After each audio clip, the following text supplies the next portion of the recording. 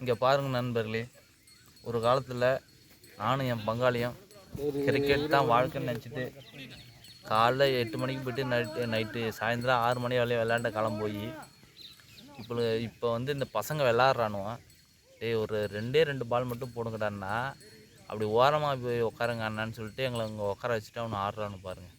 இங்கே பார்த்தீங்களா, ஒருத்தன் எல்லாம் விளாட்றானுங்க. பாருங்கள், ஒருத்தன் 6 அடிக்கிறான். இங்கே பாருங்கள், இவனெல்லாம் ஆடுறானுவோம்.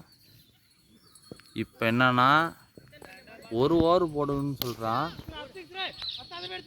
பார்த்தீங்களா இடம் எப்படி இருக்குது பார்த்தீங்களா கிரவுண்டு. இப்படி நாங்கள் வந்து இப்போ ஆடியன்ஸ் மாதிரி உட்காந்துட்ருக்கோம். வாழ்க்கை எவ்வளோ வந்து மாறுது பாருங்கள். நாங்கள்லாம் ஒரு நேரத்தில் எப்படி காலைல போயிட்டு சாயந்தரம் வரலையும் விளையாடுவோம். இப்போ வந்து அண்ணா அவங்களுக்குலாம் வயசாகிட்டுண்ணா போய் ஓரமாக உட்காருங்கண்ணான்னு சொல்லிட்டானுங்க.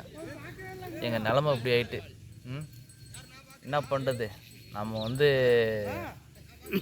சூழ்நிலை அப்படி ஆகிட்டு வயசாகிட்டுன்னு உட்கார வச்சுட்டானுங்க. ரொம்ப வயசுலாம் இல்லை, இப்போ தான் 35 வயசு ஆகுது, அதுக்குள்ளேயே உட்கார வச்சுட்டாங்க. சரி இருக்கட்டும், அவங்களாவது விளையாடட்டும். அதை உட்காந்து பார்த்துட்ருக்கோம். வேறு ஒன்றும் இல்லை, வேறு ஒரு வேலையும் இல்லை, வெட்டியாக உட்காந்து பார்த்துட்ருக்கோம்.